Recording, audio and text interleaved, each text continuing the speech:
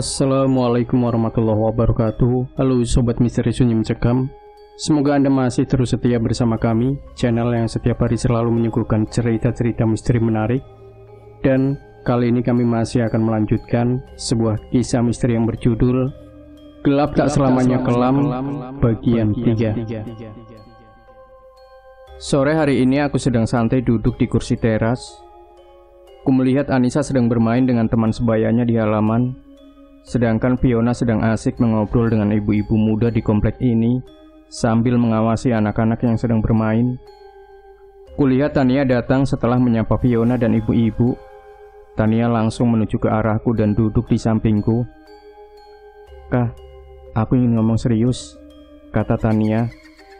"Iya, ngomong aja," kataku. "Kak, kalau milih pasangan yang baik yang gimana sih?" "Ya, pilih yang kuat agamanya. Tapi kalau suka sama yang cakep gimana?" "Ya udah, pilih aja yang cakep. Tapi takut kayak kejadian sama mama. Om Broto cakep, kelakuannya begitu," kata Tania. "Ya kamu tinggal pilih dari 3, mana yang srek di hati kamu," kataku. "Perasaan tadi nggak cerita deh ada 3 orang," kata Tania. "Emang enggak. Cuma perasaanku dari 3 yang dideketin kamu, 2 yang lagi diseleksi. Kalau perasaanku, walau belum pernah lihat, orangnya yang ganteng kamu lebih suka, tapi kamu kurang suka sikapnya. Tapi kalau yang ganteng juga sih, cuma gantengan yang kamu suka. Orangnya kalem, pembawaannya baik. Nah, kamu ngerasa nyaman sama yang mana?" tanyaku. "Ih, kakak curang. Belum diceritain kok udah tahu." "Aku nyaman sih sama yang kedua, baik, terus enak diajak ngobrol. Tapi kok kayak monoton. Kalau yang pertama, enggak malu," kata Tania. "Nyosor melulu ya. Bilang gini aja, halalin dulu, baru boleh nyosor 24 jam. Hehehe. Tuh kan, kok tahu sih? Sebel deh." "Jadi pilih siapa dong?" kata Tania. "Pilih yang benar-benar sayang sama kamu," kataku. "Caranya gimana?" "Ajak aja nemuin mama kamu." Mama aja bisa salah pilih," kata Tania. "Nggak boleh gitu. Bagaimanapun itu mama kamu. Seorang mama punya rasa yang lebih ke anaknya. Bisa tahu mana yang benar atau yang salah," kataku. "Tapi kakak nemenin mama ya. Atau ketemu sama kakak dulu, baru ditemuin sama mama. Lagian, mama kan percaya sama kakak," kata Tania. "Iya, boleh. Suruh kesini aja. Kasian dari tadi nungguin di warung deket belokan," kataku. "Kakak tahu dari mana?" "Nebak aja," kataku. "Hihi, kakak bener. Ini yang mau serius. Yang satu lagi gak mau diajak ketemu keluarga aku. Maunya cuma nyosor doang, sebel." "Bentar ya, aku telepon dulu," kata Tania. Tania menelpon pacarnya. Kulihat Fiona sudah beres ngobrol. Kulihat para ibu-ibu pulang bersama anaknya masing-masing. Kulihat Fiona menggendong Anissa dan menuju ke arah kami. Sesampainya di teras, Anissa ingin dipangku olehku dan Fiona duduk di sampingku. "Halo Anissa cantik," kata Tania. "Halo Tante Tengil," kata Anissa. Siapa yang ngajarin bilang Tante Tengil?" "Bunda. Kalau Tante datang, ayah tanya siapa yang datang. Kata Bunda Tante Tengil," kata Anissa. "Kakak Fiona ngajarin yang jelek," kata Tania sambil melotot ke Fiona. Aku dan Fiona tertawa. Tak lama kemudian datang motor memasuki halaman rumah. "Yang siapa tuh yang datang?" tanya Fiona. "Pacarnya Tante Tengil," kataku sambil tersenyum dan Tania mencubitku. "Tante, jangan cubit ayah, sakit tahu," kata Anissa. Gemes deh. Anissa udah pinter ngomong," kata Tania. Seorang cowok turun dari motor dan menghampiri kami. "Assalamualaikum." Cowok itu mengucap salam. "Waalaikumsalam, silakan duduk," kata Fiona. Cowok itu mengajak salaman. Pertama bersalaman dengan Fiona, lalu denganku. Ketika bersalaman denganku, cowok itu sedikit terlihat kaget. Cowok itu lalu duduk. "Kak, kenalin, ini teman aku, namanya Diki," kata Tania. "Iya, kenalin juga, saya Fiona dan suami saya Aka. Mereka kakak aku," kata Tania pada Diki. "Yah, tuh kucing gede kok diem di sana aja. Pus, sini," kata Anissa sambil melambai ke arah motornya Diki. "Mana nggak ada kucing?" kata Tania. "Iya nggak ada," kata Fiona. "Ada, itu. Pus, sini main," kata Anissa. "Kalau yang besar kucing apa coba?" "Itu seperti boneka Anissa yang belang," kataku. "Harimau ya," kata Anissa. "Iya sayang." "Kumaha damang Diki?" tanyaku. "Pangestu, kumaha sawalerna?" kata Diki. "Alhamdulillah damang," kataku. "Diki nggak pernah cerita bisa Sunda," kata Tania. "Kan nggak pernah ditanya," kata Diki. Sebel, malah kakak yang tahu duluan," kata Tania. Diki mesti sabar ngadepin sikap Tania yang gampang berubah. "Tergantung cuaca," kataku. Apaan sih kakak?" kata Tania. "Punten, kok akang tahu saya orang Sunda?" kata Diki. "Ayah, kucingnya mirip yang pernah ke kamar ayah. Cuma yang ke kamar lebih gede, putih warnanya," kata Anissa. "Masa? Kok ayah nggak lihat?" "Ayahnya lagi bobo," kata Anissa. "Anissa, ayo mandi dulu." "Iya bunda." "Tante Tania, Nisa mandi dulu ya." "Dadah Pus," kata Anissa. Fiona dan Anissa ke dalam rumah. Anissa ngomong apaan sih?" kata Tania. "Namanya juga anak kecil." "Oh ya, Diki teman kuliah Tania?" "Enggak kak, saya satu kampus beda jurusan." "Oh, udah lama kenal Tania?" "Lumayan, kenal ada setahun lebih. Cuma sering ngobrolnya baru beberapa bulan," kata Diki. "Iya kak, aku ajak sini biar kenal sama keluargaku. Ntar kalau mau ngajak main atau kemana harus minta izin," kata Tania. "Iya kak, saya serius sama Tania." "Ya kalau serius Tania ajak ketemu mama." "Sama kakak dong ketemu mamanya," kata Tania. "Iya, ayo sekarang aja," kataku. "Makasih kak. Sekalian ada yang ingin saya tanyakan pada kakak," kata Diki. "Ya udah nanti ngobrolnya di rumah Tania," kataku. Aku masuk ke dalam rumah, bilang pada Fiona hendak ke rumah Mama Sinta. Lalu aku, Tania dan Diki berjalan menuju rumah Tania. Sesampainya di rumah Mama Sinta, aku mengucap salam dan tak lama Mama Sinta membuka pintu. "Nak Aka, Mama kira siapa?" kata Mama. "Ini mah nganter Tania pulang. Katanya takut pulang gara-gara bawa pacar," kataku. Kakak jelek." "Bohong mah, kakak bohong," kata Tania cemberut. "Ayo masuk ke dalam," kata Mama. Kami pun masuk ke dalam dan duduk di kursi di ruang tamu. "Mau minum apa? Kopi, teh atau yang lainnya?" kata Mama. "Jangan ngerepotin mah, biar Tania yang bikinnya, aku kopi hitam." Kakak ngeselin deh," kata Tania sambil beranjak ke dapur. "Loh, kok tamunya nggak ditanya mau minum apa?" "Nggak apa-apa kak, Tania udah tahu," kata Diki.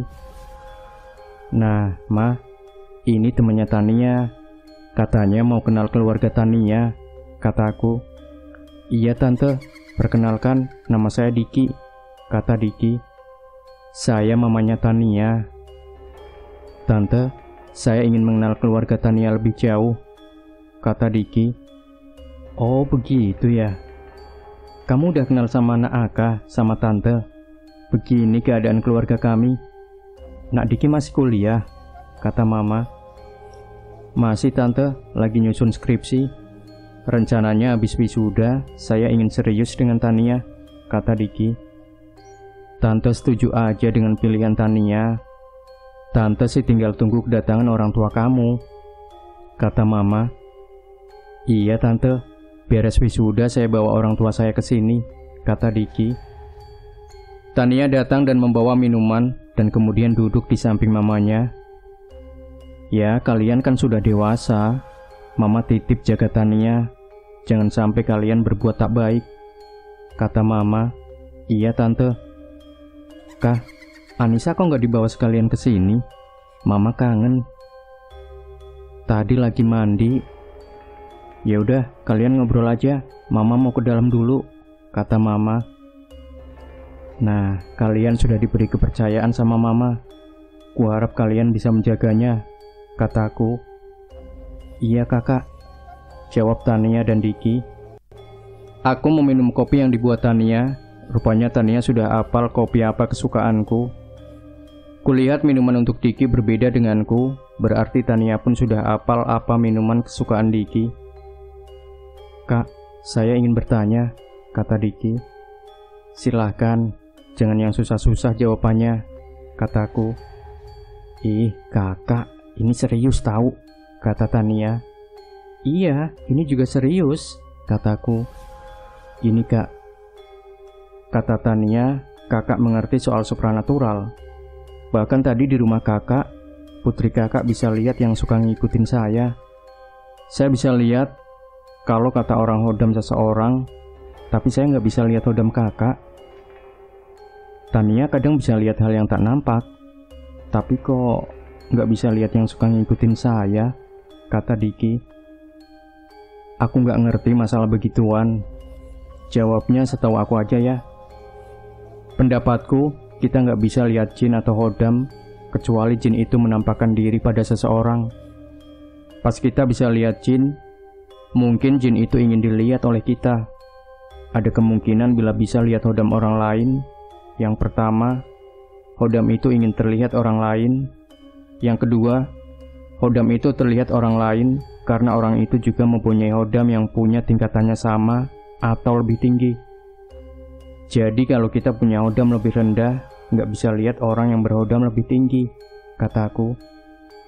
Berarti hodam saya tingkatannya lebih rendah dari punya kakak, kata Diki.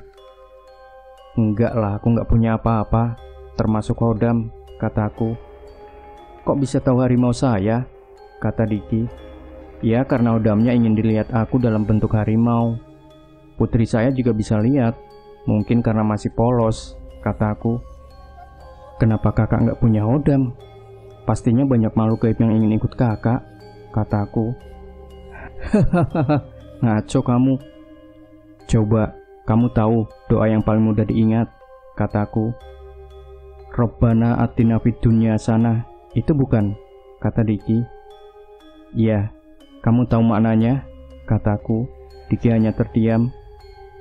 Maknanya kita meminta pada Tuhan kebaikan di dunia dan akhirat, dan dijauhkan dari api neraka. Makna satu meminta memohon hanya pada Tuhan. Jadi aku nggak menginginkan hodam, biarkan hanya Tuhan sebagai penolong kita. Makna kedua, kita memohon kebaikan di dunia dan akhirat. Bila ingin kebaikan, mesti berbuat baik, kataku. Sebenarnya masih banyak yang ingin saya tanyakan, Kak, kata Diki. Ya, kalau ada waktu boleh kita ngobrol lagi. Cuma pesan aku, masalah gaib jangan terus dikejar. Kita hidup di dunia nyata, kataku.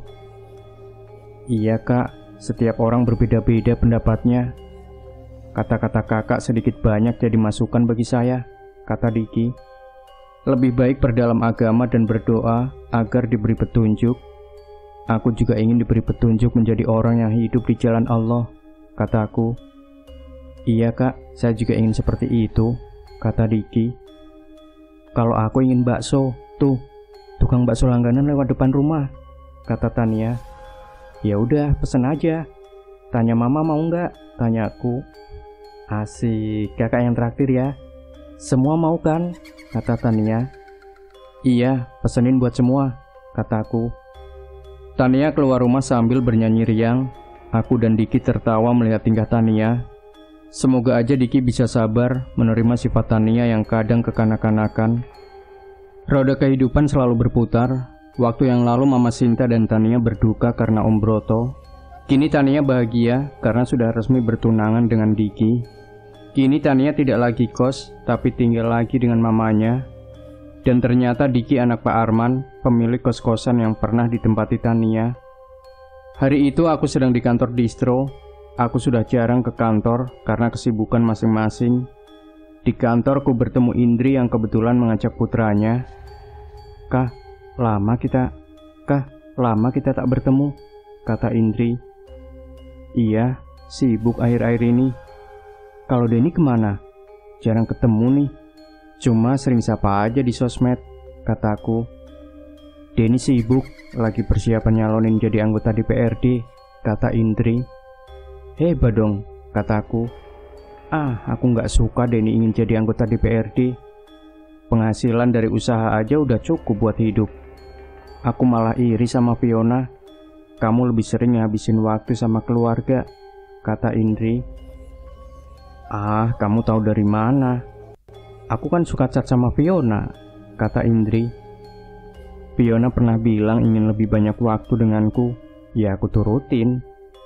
Lagi pula aku nikah dengan Fiona untuk lebih banyak waktu dengannya. Anjas sekarang berapa tahun? Kataku. Udah 16 bulan.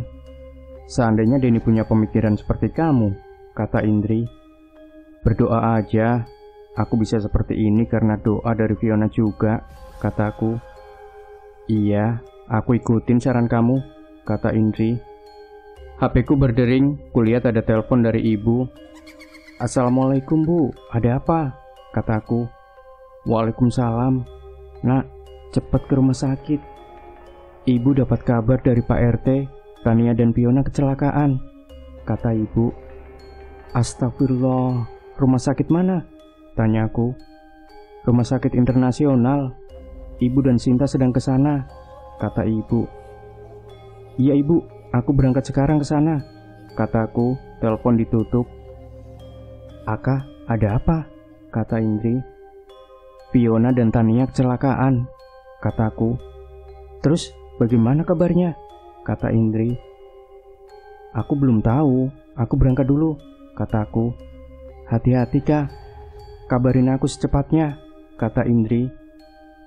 Iya Indri, kataku.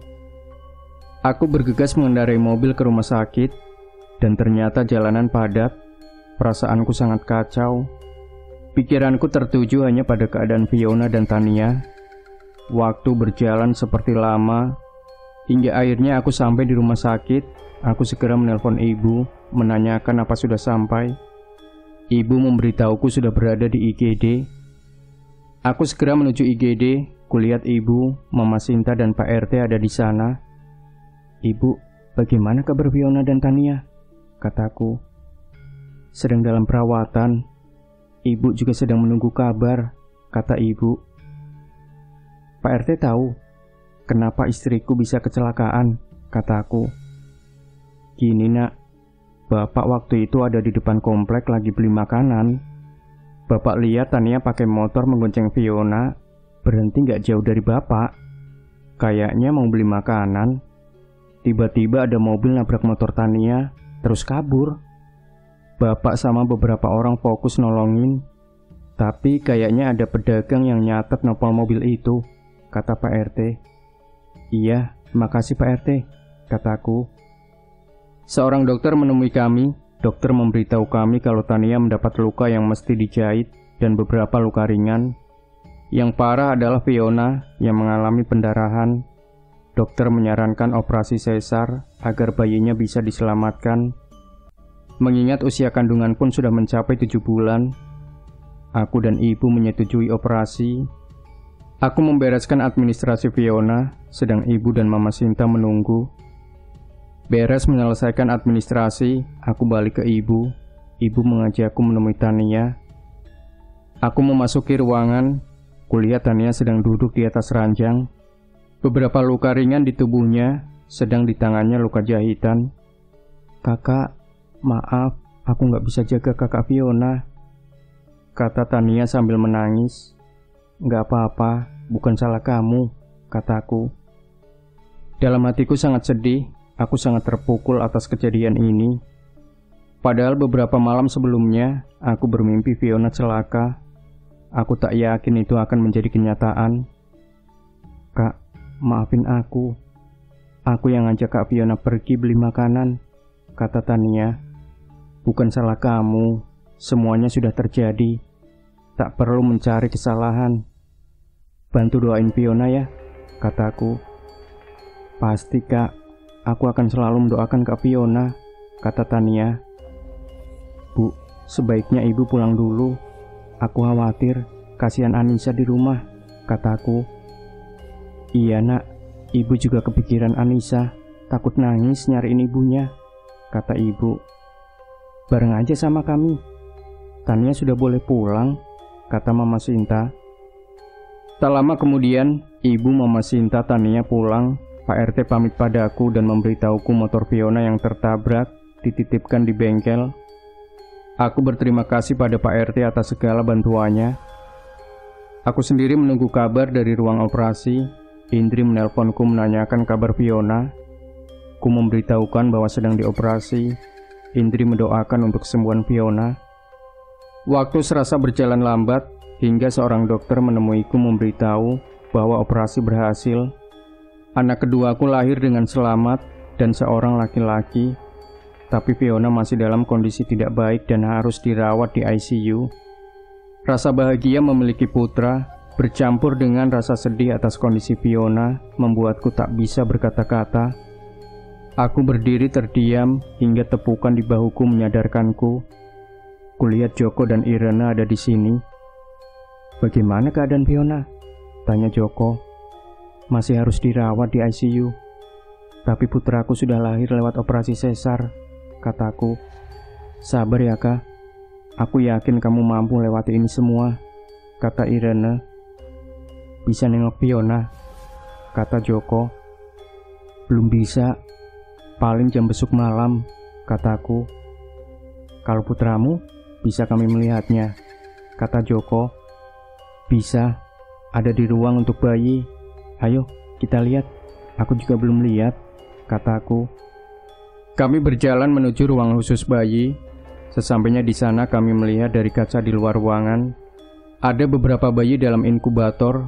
Kucari yang ada namaku di sana. Kulihat bayi yang di sisi namanya ada namaku. Rasa bahagia terbesit dalam hatiku. Tapi sedih ku rasa ketika ku ingat Fiona. Aku berjalan menuju bangku dan duduk. Joko dan Irene duduk di sampingku. Sabar ya Kak, kamu harus kuat demi kedua anakmu, kata Irene. Iya Kak, aku akan bantu semampuku, kata Joko. HP Joko berdering. Joko menjawab telepon. Kak, kamu pasti belum makan, kata Irene. Belum, aku belum ingin makan, kataku. Kamu harus makan, jangan sampai sakit, kamu harus sehat. Biar bisa jaga keluarga kamu. Aku pergi cari makanan dulu.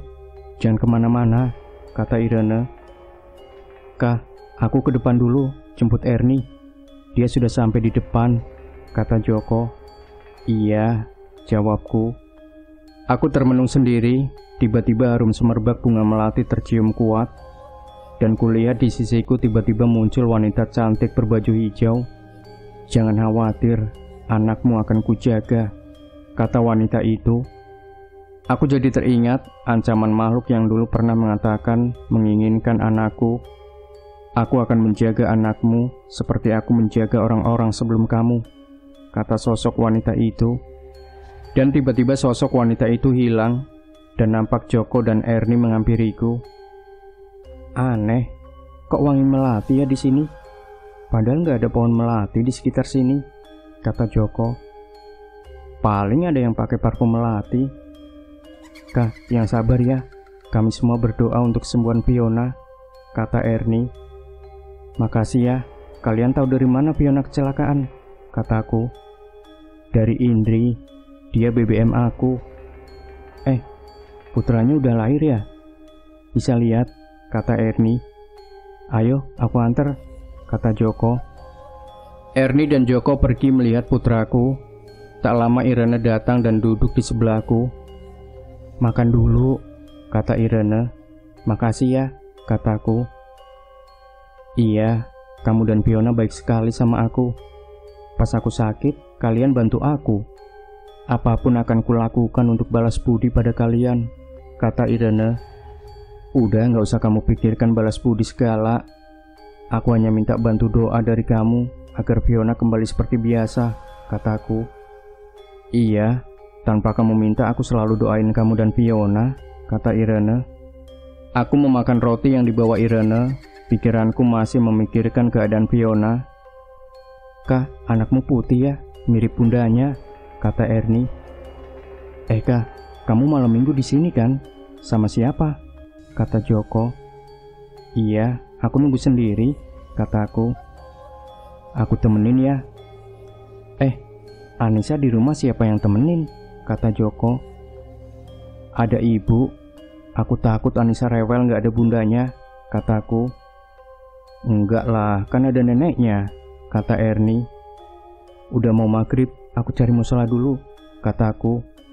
Iya kak, aku pamit dulu, besok aku balik lagi ke sini, kata Erni. Iya, Irene, kamu pulang bareng Erni aja, kataku. Iya, aku bareng Erni aja, kata Irene. Aku dan Joko pergi mencari musola, Irene dan Erni pulang. Singkat cerita, setelah ke musola dan sholat berjamaah, aku dan Joko kembali ke ruang tunggu ICU. Ada beberapa orang yang sama menunggu kerabatnya yang dirawat di ICU. Jam besuk malam aku diperbolehkan menemui Fiona. Aku memasuki ruang di mana Fiona dirawat. Kulihat Fiona terbaring belum sadarkan diri dengan beberapa alat yang menempel di dirinya. Wajahnya pucat. Kupandangi wajah yang bertahun menemaniku. Masih kuingat ketika ku pergi, Fiona mencium tanganku dan tersenyum. Senyum yang selalu kulihat setiap pagi. Kuingat suara lembutnya, harum rambutnya yang menelusup relung hatiku. Kini penyemangat hidupku terbaring tak berdaya. Ku kecup lembut keningnya, tak terasa air mata menetes. Ku berbisik di telinganya. Kamu harus sembuh sayang. Kedua anak kita butuh kasih sayang bundanya. Ku pegang lembut tangannya. Aku merasa waktu terasa singkat. Belum lama aku bersama Fiona. Waktu besuk sudah habis. Aku mesti keluar dari ruangan ini. Aku merasa waktu bersama Fiona begitu berharga. Aku kembali ke ruang tunggu. Joko duduk di sana memainkan HP-nya.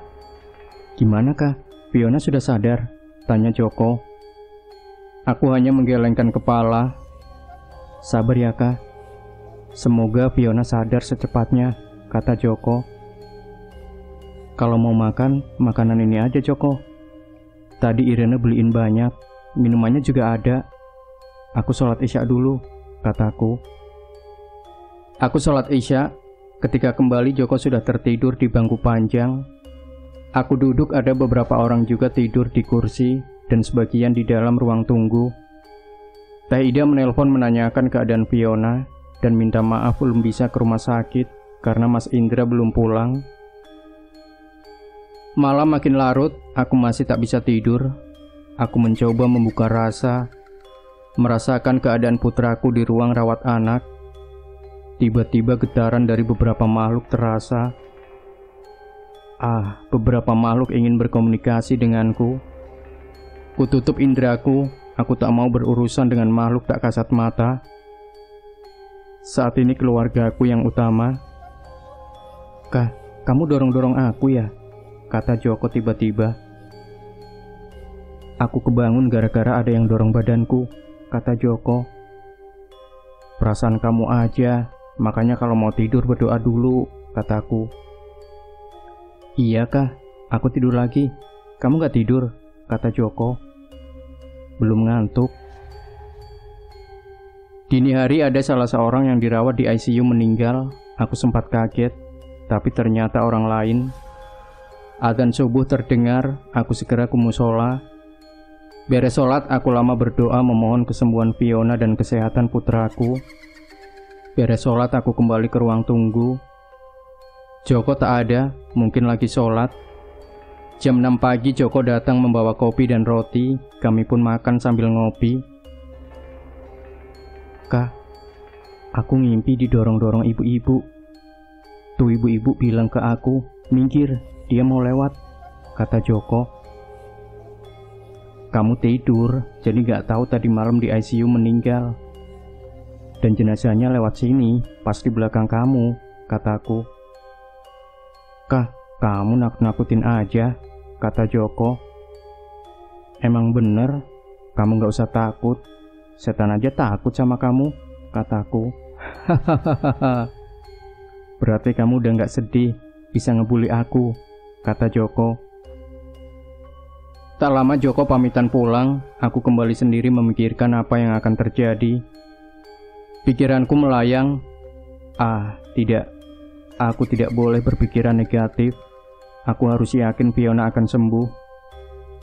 Astaga, mungkin gara-gara aku melamun, aku sampai melihat sosok seperti korban kecelakaan berjalan melayang keluar, menembus tembok. Aku segera istighfar. Aku masih kaget melihat pemandangan yang ganjil itu, apalagi masih pagi hari. Belum lama tiba-tiba bau kurang sedap tercium. Tiba-tiba ada sosok yang sudah tidak utuh muncul di sisiku. Aku kaget sekali. Tapi sepertinya sosok itu tak berniat jahat.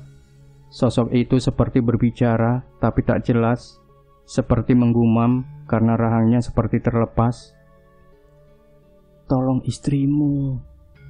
istrimu, kata sosok itu lalu lenyap. Aku masih terpaku hingga seseorang menyentuh bahuku. Seorang bapak-bapak yang sudah tua duduk di sampingku. Sabar nak, jalani saja takdir yang telah terjadi. Tenangkan pikiranmu, nanti kamu melihat jelas, kata bapak itu. Tak lama bapak itu berdiri pergi. Aku bingung siapa bapak itu. Aku mencoba saran bapak itu. Aku memejamkan mata menenangkan pikiran. Ku ambil napas dalam-dalam. Rasaku membawa batinku ke tempat Fiona berada. Astaga, ada makhluk hitam mencekik Fiona. Kenapa aku tak tahu sebelumnya? Mungkin kata bapak itu benar. Mungkin karena pikiranku kacau, aku tak melihat makhluk yang mengganggu Fiona. Ku baca doa perlahan dengan khusyuk. Dan perlahan makhluk itu menyeringai mengerikan dan membalikkan badannya ke arahku. Makhluk itu seperti hendak menerkamku. Aku terus membaca doa. Aneh, ada hawa panas keluar dari tubuhku menjalar ke makhluk itu. Makhluk itu kembali menyeringai dan berusaha maju, tapi hawa panas itu menahan makhluk itu. Kini hawa panas itu makin terasa panas bagi makhluk itu, hingga makhluk itu berteriak-teriak kepanasan. Dan akhirnya makhluk itu pergi lari kepanasan. Aku membuka mata, keringat membasahi wajahku. Ku ambil air mineral dan ku teguk sampai habis. Heran, kenapa aku merasa sangat haus. Kejadian seperti ini lagi terjadi. Kenapa ada saja yang berniat tak baik pada keluargaku. Seorang dokter menghampiriku. Maaf, Anda keluarganya Ibu Fiona, kata dokter itu. Iya, saya suaminya, kataku. Begini, Ibu Fiona sudah sadar dan telah melewati masa kritisnya, dan bisa pindah ke ruang rawat. Bapak bisa tanya kamar kosong dan memilih kamar yang mau ditempati di kantor administrasi, kata dokter tersebut. Terima kasih dokter, kataku. Iya, sama-sama, kata dokter itu lalu pergi. Aku pun menuju bagian administrasi. Dalam perjalananku ke administrasi, ku bertemu Teh Ida. Kak, mau kemana? Gimana Fiona? Tanya Teh Ida. Ke administrasi. Fiona sudah sadar, bisa pindah ke ruang rawat, kataku. Aku dan Teh Ida ke administrasi. Aku meminta kamar VIP buat Fiona. Kemudian aku dan Teh Ida kembali ke ruang ICU. Ternyata Fiona sudah dipindah. Aku dan Teh Ida menuju kamar rawat. Sesampainya aku lihat Fiona sedang terbaring dan dokter sedang memeriksanya.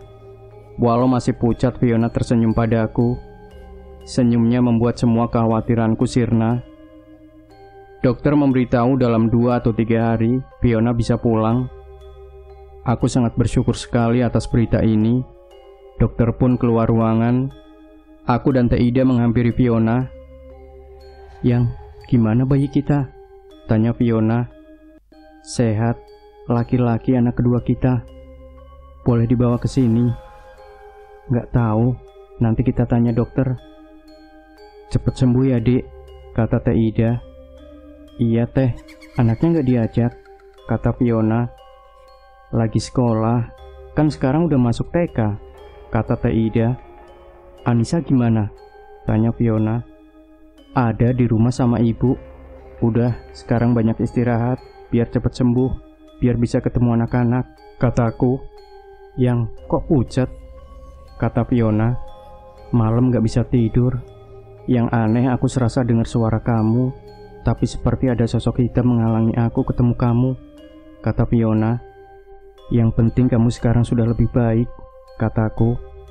HP-ku berdering, ibu menelpon menanyakan kabar Fiona. Ku bilang Fiona sudah sadar dan pindah ke kamar rawat inap. Anissa putriku ternyata rewel menanyakan ibunya terus. Ku berikan HP pada Fiona. Fiona berbicara pada Anissa. Fiona menyerahkan kembali HP padaku. Telepon telah ditutup. "Yang, pulang dulu.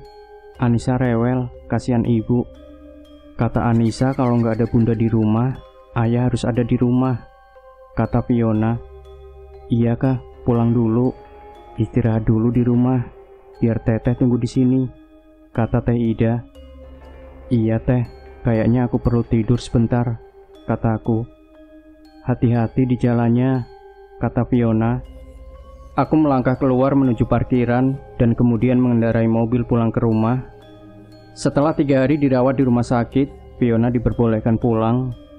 Hari itu rumahku ramai sekali, tetangga silih berganti menjenguk Fiona dan putraku. Sampai malam masih banyak tamu yang menengok Denny, Indri, Intan, Erni, Joko, Irene, dan karyawan kafe datang. Sekitar jam 10 malam mereka pulang, rumahku mulai sepi. Fiona tidur di kamar bersama Anissa. Aku dan Bibi beres-beres gelas dan piring. Pukul 11 malam sudah beres, Bibi dan Ibu mulai memasuki kamar masing-masing. Aku masih duduk melepas lelah sambil menonton TV. Sekitar tengah malam aku mendengar tangis bayi. Aku menengok putraku menangis dan sedang diganti popoknya. Dan kemudian tak lama keduanya tertidur kembali. Aku kembali duduk di depan TV. Tak lama terdengar suara tangis.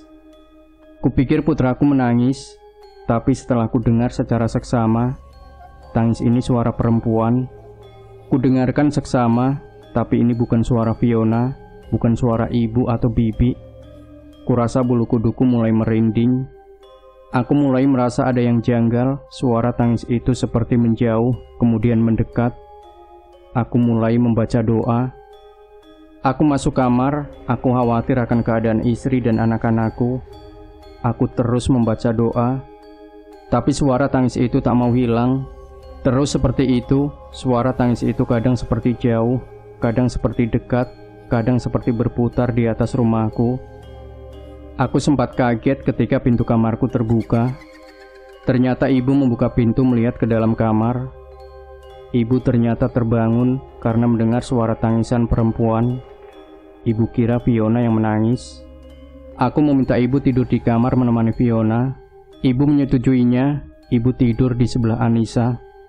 Aku mencari senter. Setelah menemukan senter, aku melihat dari jendela ke arah keluar. Tidak ada apa-apa. Terdengar suara pintu kamar terbuka. Kulihat Bibi terbangun. Bibi terbangun mendengar suara tangisan. "Den, kok ada suara yang nangis? Apa Fiona nggak apa-apa?" tanya Bibi. "Bukan Fiona yang nangis, tapi suaranya dari luar," kataku. "Duh, siapa yang nangis ya malam-malam gini? Bibi jadi takut," kata Bibi. "Saya juga nggak tahu, Bi. Aku keluar mau cek. Bibi tunggu di sini ya," kataku. "Iya, Den," kata Bibi. Aku membuka kunci pintu depan dan keluar. Di teras aku mengambil sebilah kayu, lalu aku menyerotkan senter yang kupegang, mencari-cari siapa yang nangis. Dari jauh kulihat 2 orang satpam kompleks sedang keliling patroli berjalan kaki. "Pak Aka, ada apa malam-malam di luar sendirian?" kata Dedek salah seorang satpam. Aku mendengar suara perempuan menangis, Pak, kataku. Masa sih, Pak? Kata Bram, satpam yang lain. Coba dengerin, kataku. Kami bertiga mendengarkan dengan seksama. Ya, terdengar suara tangis itu lagi. Kayaknya dari arah sana deh, Pak, kata Dedek. Iya, ayo kita ke sana, kataku. Kami bertiga menuju ke arah suara itu. Kami mencari-cari sumber suara itu. Itu sepertinya sumber suaranya. Aku mengarahkan sinar senterku ke sumber suara itu. Astaga, ternyata yang menangis itu sosok wanita berambut panjang, bertaring, dan berpakaian lusuh penuh tanah dan melayang sekitar setengah meter dari tanah. Melayang-layang sambil menangis, matanya memancarkan sinar kehijauan. Kini sosok itu melihat ke arah kami dan seperti marah. Matanya menjadi merah membara. Mukanya tak jelas seperti belepotan tanah, hanya taringnya yang jelas terlihat. Sosok itu melayang mendekati kami. Kulihat Bram jatuh terduduk lemas. Dedek wajahnya terlihat tegang dan memegang erat pentungan yang dibawanya. Jujur, baru kali ini aku mengalami hal seperti ini. Sosok wanita yang melayang ini jelas dilihat bukan hanya olehku. Dan biasanya aku menghadapi makhluk tak kasat mata di alam mereka. Kini aku menghadapi makhluk ini di alam manusia. Aku juga merasakan takut, tapi kutekan ketakutanku. Karena ku tahu memang keinginan makhluk seperti itu, agar manusia merasa takut. Awas, Pak, hati-hati, biar saya di depan, kata satpam yang bernama Pak Dedek. Kulihat ia sedang merapal doa sambil maju selangkah ke depanku. Aku melepaskan kayu yang kubawa. Aku berjongkok mengambil segenggam tanah di pinggir jalan, dan ku membaca doa, lalu aku berdiri lagi. Sosok makhluk itu makin mendekat. Rambut panjangnya tertiup angin hingga menampakkan wajahnya yang seperti busuk, dan mata merah menyala, dan seperti tak memiliki hidung. Hanya lubang hidung wajahnya tak jelas, hanya terlihat taring putih menyembul. Ketika sudah dekat sekali dengan makhluk itu, Pak Dedek mengayunkan pentungan karetnya pada sosok itu. Anehnya, pentungan itu seperti menembus bayangan saja. Sosok itu tembus melewati Pak Dedek, kemudian melewatiku hanya 1 meter dari depanku. Ketika sosok itu melewatiku, bau tak enak tercium dan terasa dingin menerpa membuat bulu kuduk berdiri. Sosok itu tertawa melengking. Setelah beberapa jauh, sosok itu berbalik arah dan mengarah kembali ke arah kami. Aku membaca doa, sosok itu kembali melayang ke arah kami dibarengi teriakan sumiakan telinga. Ketika sangat dekat, kulemparkan tanah ke arah sosok itu, dan sosok itu terpental jatuh dekat Pak Dedek. Dengan sigap Pak Dedek memukulkan pentungannya. Puk! Pukulan pentungan Pak Dedek mengenai makhluk itu disertai jerit melengking makhluk itu. Pak Dedek meraih kain yang dikenakan sosok itu dengan tangan kirinya, sedang tangan kanannya yang memegang pentungan mengayun hendak memukul lagi. Tapi sosok itu bangkit melayang, menjauh sambil menjerit, dan tiba-tiba berubah jadi asap putih yang kemudian hilang tertiup angin. Aku menarik napas lega. Pak Dedek pun sama sepertiku. Pak Dedek melihat tangan kirinya yang tadi sempat memegang baju sosok itu. Kini di tangannya ada kain kafan kotor oleh tanah. Pak Dedek melemparkan kain itu ke bawah sambil bergidik. Pak, Kang gak apa-apa, kata Pak Dedek. Gak apa-apa, kataku. Sebenarnya aku merasa gak enak dipanggil Pak oleh Pak Dedek yang umurnya jauh di atasku. Mungkin Pak Dedek memanggilku Pak untuk menghormatiku. Pak Bram gak apa-apa, kataku teringat satpam yang satu lagi. Kami menghampiri Pak Bram yang ternyata pingsan. Waduh, gimana nih Bram? Nama aja Bram, kumis gede. Baru gitu aja pingsan, kata Pak Dedek. Pak, kita pindahin aja ke teras rumahku, kataku. Iya Pak, kata Pak Dedek. Aku dan Pak Dedek menggotong Pak Bram dan membaringkannya di kursi panjang di terasku. Aku masuk ke dalam rumah, ternyata Bibi belum tidur lagi. Ku meminta Bibi mengambilkan minyak kayu putih. Bibi mengambilkannya, kemudian mengibas-ibaskan minyak kayu putih di dekat hidung Pak Bram. Tak lama Pak Bram sadar dan seperti ketakutan. Pak Dedek menenangkan Pak Bram. Bibi mengambilkan air putih dan Pak Bram meminumnya. Akhirnya Pak Bram jadi tenang. Pak Aka, selama saya jadi satpam, baru kali ini saya mengalami hal paling menakutkan seperti ini. Biasanya cuma bayangan sekilas, suara-suara. Yang ini jelas sekali, kata Pak Dede. Tapi Bapak hebat, berani, nggak lari, kataku. Dulu kata guru ngaji saya jangan takut sama makhluk seperti itu, karena manusia lebih mulia. Saya juga salut sama Pak Aka, nggak lari, kata Pak Dede. Kan ada Pak Dede, aku jadi nggak takut, kataku sambil tersenyum. Tak lama azan subuh terdengar, Pak Dede dan Pak Bram pamit kembali ke pos dan aku masuk ke rumah untuk mengambil wudhu. Karena semalaman tak tidur, setelah sholat subuh aku tertidur.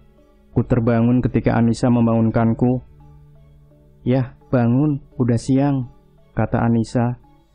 Nisa, jangan ganggu, ayahnya ngantuk, malam gak tidur, kata Bibi. Gak apa-apa, Bi, kataku. Kulihat jam sudah pukul 11 siang, aku bergegas ke kamar mandi. Setelah mandi, aku ke depan, kulihat Tania sedang ngobrol dengan Fiona di teras. Anissa asik dengan ibu, dan Bibi menata tanaman di halaman. Ada tamu jauh, kataku. Kakak masa jam segini baru bangun, kata Tania. Malam habis begadang, kataku. Yang, kata Tania, polisi udah nangkep yang nabrak, kata Fiona. Baguslah, kataku. Bukan yang nabrak, tapi yang punya mobil. Waktu itu mobilnya disewa, kata Tania. Nah, yang bikin laporan ke polisi siapa? Kataku. Aku, Kak, malah diantar Mas Indra. Di sana ketemu sama bekas bawahannya Mas Indra, kata Tania. Kok aku nggak tahu ya? Kataku. Kakak kan lagi nunggu Kak Fiona di rumah sakit, jadi belum ketahuan yang nabrak siapa, kataku. Udah, Kak, coba tebak siapa, kata Tania. Pasti cowok. Bapak-bapak. Jangan-jangan Om Broto, kataku. Nggak seru. Kakak tebakannya kok bener sih, kata Tania. Masa sih? Padahal aku bercanda, kataku. Beneran, kan ninggalin kopi KTP waktu nyewa mobilnya, kataku. Apa sengaja nabraknya? Tanyaku. Mungkin. Kan gara-gara mukul aku dan mama sampai di penjara. Terus istrinya datang ke rumah nangis-nangis minta maaf. Sama minta dicabut laporan, kata Tania. Kirain udah gak ada buntutnya kejadian tempo hari, kataku. Mungkin dendam, Kak. Kan habis dicabut laporan, istrinya minta cerai. Kata istrinya ke Mama Ida, berulang kali Om Broto morotin perempuan, kata Tania. Mungkin pas kena batunya kejadian tempo hari, kataku. Mungkin, Kak. Sekarang lagi dalam pencarian polisi Om Brotonya, kata Tania. Semoga cepat ketemu, biar mempertanggungjawabkan perbuatannya. Kak, malam di luar rumah seperti ada yang nangis. Tapi gak lama, cuma setengah jaman, kata Tania. Gak dilihat keluar, kataku. Enggak, takut, Kak, kata Tania. Loh, kok sama? Tadi pagi-pagi heboh, kata Bu Tini, tetangga sebelah. Terus kata Bu Deti juga sama, ngedenger suara yang nangis. Malah kata Bu Tini, kedenger ada ketawa sama ngejeritnya, kata Fiona. Ih, takut ya Kak Fiona. Ibu-ibu itu gak ngecek keluar siapa yang nangis, kata Tania. Enggak, katanya takut. Suaminya juga takut, jadi gak pada keluar, kata Fiona. Kak Fiona gak denger? Enggak, yang nangis malah si bungsu. Kalau gak ngompol minta susu, kata Fiona. Kalau saya denger non Tania, kata Bibi ikut nimbrung dalam obrolan kami. Yang bener, Bi, kata Tania. Bener, malah Den Aka ngecek keluar, kata Bibi. Ih, kakak kok gak cerita, kata Tania. Orang gak ada apa-apa kok, kataku. Tapi kenapa ibu-ibu pada rame ya cerita tadi di warung? Katanya Satpam Dede lihat hantu, bahkan Bram, Satpam yang kumisan, pingsan. Kan Bibi juga lihat Bram dibawa ke sini, terus disadarin di sini, kata Bibi. Waduh, kok bisa nyebar gitu ceritanya? Kataku. Hihihi, kan sambil belanja dulu suka ngerumpi, kata Bibi. Kulihat Pak RT dan Pak Dayat memasuki halaman dan menghampiri kami. Assalamualaikum, kata Pak RT dan Pak Dayat. Waalaikumsalam warahmatullahi wabarakatuh, jawab kami. Wah, lagi pada ngumpul nih, kata Pak RT. Iya Pak, silakan duduk, kataku. Aa, aku ke dalam dulu, lihat bungsu, takut bangun, kata Fiona. Fiona dan Bibi masuk ke dalam rumah. Ada apa Pak RT, Pak Dayat? Kayaknya ada yang penting, kata aku. Gini nak Aka, Bapak dengar cerita tadi malam, ada beberapa warga dengar suara tangisan tadi malam. Bahkan beredar cerita itu hantu. Dan Naaka dan para satpam melihatnya. Sekarang bahkan Pak Bram, salah satu satpam, minta izin gak jaga malam, kata Pak RT. Ya seperti itulah, kataku. Bahkan malam-malam sebelumnya ada warga yang mengeluh pintu rumahnya diketuk. Pas dilihat tak ada orang. Kejadiannya pasti malam-malam, kata Pak RT. Nah kalau yang itu aku gak tahu apa-apa, kataku. Kejadiannya pas waktu Naaka di rumah sakit, kata Pak Dayat. Naaka ada saran untuk solusinya, kata Pak RT. Saran aku kita tetap beraktivitas normal. Terus bagaimana adain ronda aja, jangan mengandalkan satpam saja, kataku. Nah, soal ronda saya mengusulkan yang sama, kata Pak Dayat. Nah kalau gitu mulai malam ini kita ronda, biar wilayah kita aman, kata Pak RT. Pak RT, kalau keluarga saya perempuan semua, wajib ronda juga, kata Tania. Nggak usah, tapi bantu konsumsi buat yang ronda, kata Pak RT. Ya udah, kalau Naaka setuju, nanti malam kita mulai. Saya dan Pak Dayat berusaha tiap malam ikut ronda. Saya pamit dulu, mau ngasih tahu warga yang lain, kata Pak RT. Iya Pak, aku juga coba berusaha selalu hadir, kataku. Pak RT dan Pak Dayat pergi menuju rumah warga yang lain. Loh, Pak RT dan Pak Dayat kemana ini? Udah dibikinin kopi, kata Bibi. Telat atuh Bi, buat aku aja lah, sayang udah dibikin, kata Tania. Satu lagi buat Den Aka, belum ngopi kan, kata Bibi. Iya Bi, kataku. Tiba-tiba hawa dingin menerpa. Firasatku mengatakan malam ini akan terjadi sesuatu. Pada Isya aku dan keluarga nonton TV. Sesekali aku membantu Anissa mewarnai gambar buku mewarnai. Terdengar pintu diketuk. Bibi ke depan membukakan pintu. Terdengar langkah kaki mendekat.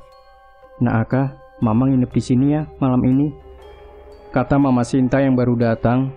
Silakan Mama, nggak usah sungkan-sungkan. Tania nggak nginep di sini juga, tanyaku. Aku ingin ikut ronda, kata Tania. Mana ada cewek ronda, kataku. Iya, aku yang jadi pertama cewek ronda, kata Tania. Di rumah aja jagain Mama, Kakak Fiona, kataku. Ya, padahal ingin ikut ronda, kata Tania. Tante, ajarin Nisa mewarnai dong, kata Anissa. Iya, sini Tante bantu, kata Tania. Tania ada-ada aja, ingin ronda segala, kata ibu. Sekitar setengah jam kemudian, aku pamit pergi ronda. Aku membawa sedikit makanan, kopi dan rokok. Aku menuju pos kamling di komplek. Di sana hanya ada Pak Dede, satpam komplek yang asik nonton TV yang ada di pos. Pak, sendirian? Yang lain belum pada datang, tanyaku. Belum Den Aka, baru jam 9. Bentar lagi mungkin pada datang, kata Pak Dede. Nih Pak, kalau mau ngopi, ada makanan juga, rokok juga ada, kataku. Makasih Den, kata Pak Dede. Jam menunjukkan pukul 9 malam kurang, tapi suasana kompleks sangat sepi. Aku ngecek BBM dan nanya keadaan kafe lewat BBM pada Ernie. Pak, satpam yang tugas malam ini berapa orang? Tanya aku. Harusnya 4 orang, tapi Pak Bram gak masuk, jadi bertiga. 2 orang bagian depan komplek, Saya dan Pak Bram belakang komplek. Untung Pak RT inisiatif ronda, jadi saya nggak sendiri, kata Pak Dede. Nama asli Pak Bram memang Bram atau bukan? Tanya aku. Bukan Den, aslinya Parman, cuma suka dipanggil Bram, kata Pak Dede.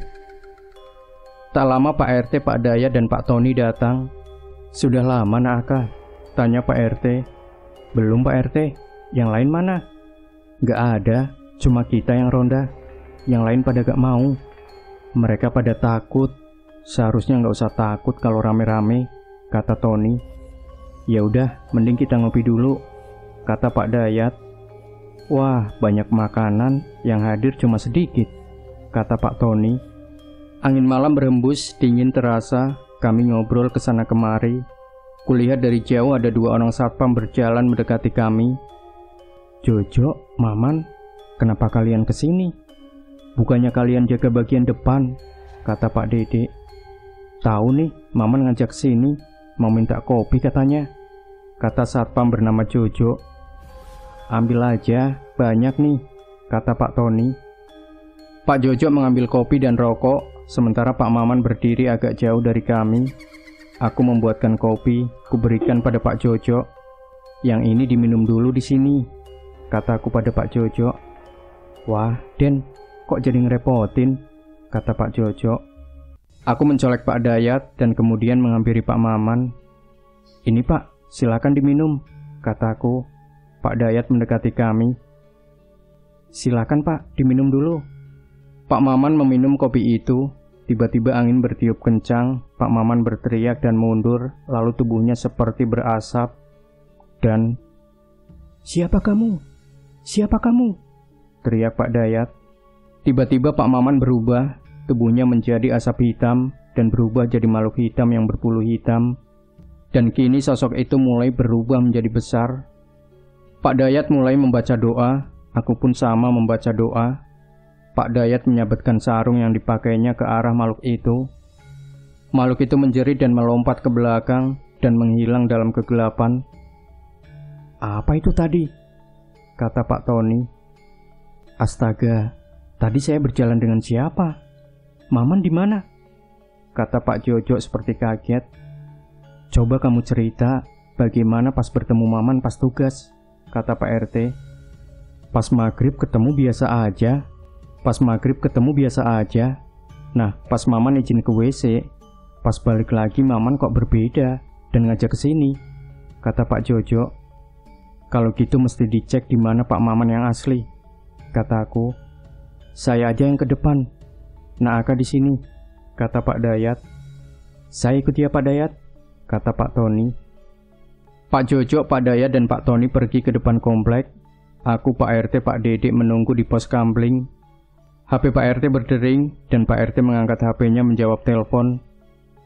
Nah Aka, rumah Pak Beni ada yang ngetuk pintunya. Dilihat tak ada orang. Tapi gak lama terdengar lagi. Tadi yang nelpon Pak Beni, kata Pak RT. Ya udah, kita kesana aja, kataku. Pak Dede jaga di pos ya, kata Pak RT. Pak RT bawa HT-nya 1, biar kita bisa komunikasi. Pak Jojo juga pegang 1, kata Pak Dede. Pak Dede sendirian gak apa-apa, kataku.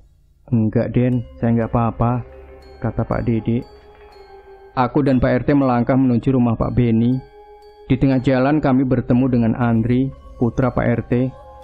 Nak, mau kemana? Kata Pak RT. Nemenin Bapak ronda, kata Andri. Ya udah, ke pos kamling aja, temenin Pak Dede. Hati-hati nak, kata Pak RT. Baik Pak, kata Andri. Aku dan Pak RT melanjutkan perjalanan ke rumah Pak Beni. Andri menuju pos kamling. Tak lama Pak Dede memberitahu kalau Andri menemaninya di pos. Di rumah Pak RT siapa yang jaga? Tanya aku. Ada anak saya yang paling besar, kata Pak RT. Oh, Pak, mulai baca doa atau surat yang Bapak hafal ya, kataku. Iya nak, ada yang muncul ya nak, kata Pak RT. Iya Pak, hati-hati, kataku.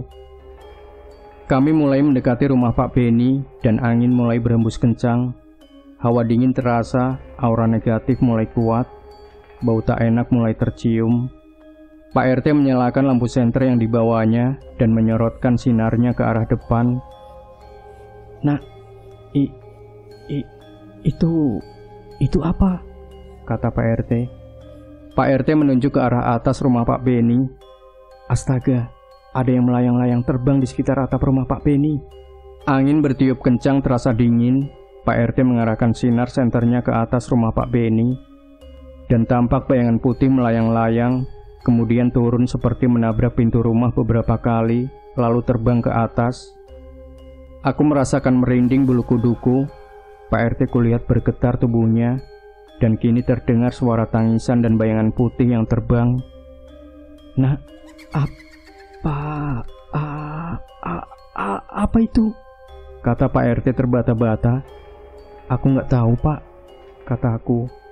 "Aduh, bagaimana ini? Gimana?" kata Pak RT. Suara tangisan bayangan putih itu mengerikan karena melayang-layang. Suaranya kadang seperti menjauh dan kadang mendekat. Pak RT malah memegangku erat. Aku mengeluarkan rokok dan menyalakan sebatang. "Pak RT, ngerokok dulu," kataku sambil menawari Pak RT rokok. "Nak, kok malah ngerokok?" kata Pak RT. "Biar nggak tegang," kataku. Pak RT mengikutiku mengambil rokok dan menyalakannya. Aku menajamkan rasa, mencari tahu apa sebenarnya yang melayang-layang itu. Sambil merokok aku meraba kekuatan bayangan itu. "Nah, Kak, bagaimana ini?" kata Pak RT setengah ketakutan. "Yaudah, kita ke rumah Pak Beni," kataku. "Tapi itu yang melayang-layang bagaimana?" kata Pak RT. "Ya, biar aja melayang-layang, ntar capek sendiri," kataku. Aku melangkah mendekati rumah Pak Beni. Pak RT mengikuti, berusaha tak ada jarak denganku. Kini makin jelas bayangan putih itu sosok berambut panjang tempo hari. Suara tangisannya makin jelas. Suara yang menyayat hati sekaligus mengerikan. Sampai depan rumah Pak Beni, ku ketuk pintu Pak Beni. "Assalamualaikum, Pak Beni. Ini aku Aka dan Pak RT," kataku sambil mengetuk pintu. "Waalaikumsalam," jawab Pak Beni sambil membuka pintu. "Untung Pak RT sama Aka di sini. Saya sekeluarga takut," kata Pak Beni. "Iya, Pak, hati-hati, makhluk itu masih ada di luar," kata Pak RT. "Waduh, bagaimana ini?" kata Pak Beni. "Ya udah, bapak-bapak masuk ke dalam rumah.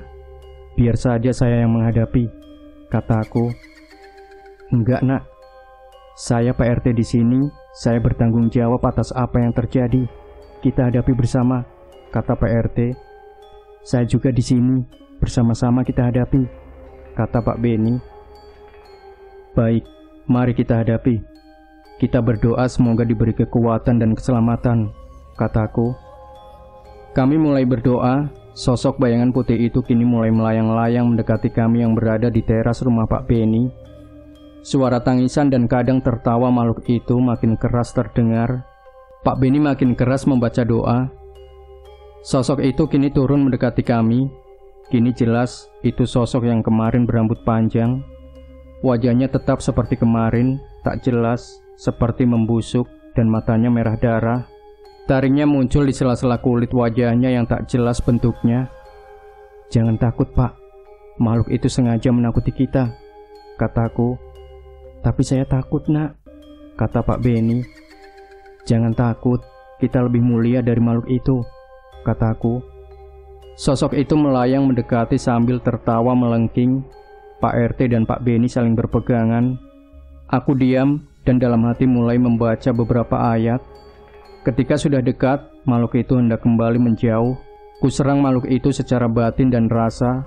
Sosok itu tak siap diserang hingga terpelanting ke belakang dengan jeritan yang keras. Makhluk itu marah dan bangkit kembali, berusaha menyerangku dengan cakar-cakarnya yang panjang dan hitam.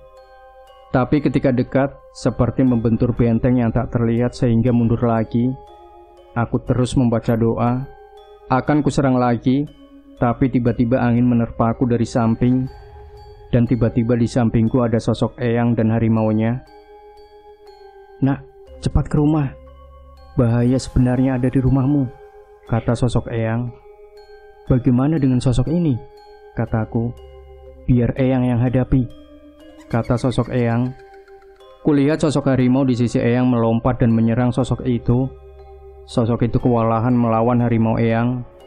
Bila dilihat kasat mata, hanya angin menderu-deru mengejar sosok itu.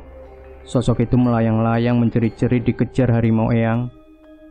Pak RT, aku harus ke rumah. Ada gangguan di rumah, kataku. Bagaimana dengan sosok itu? Kata Pak RT.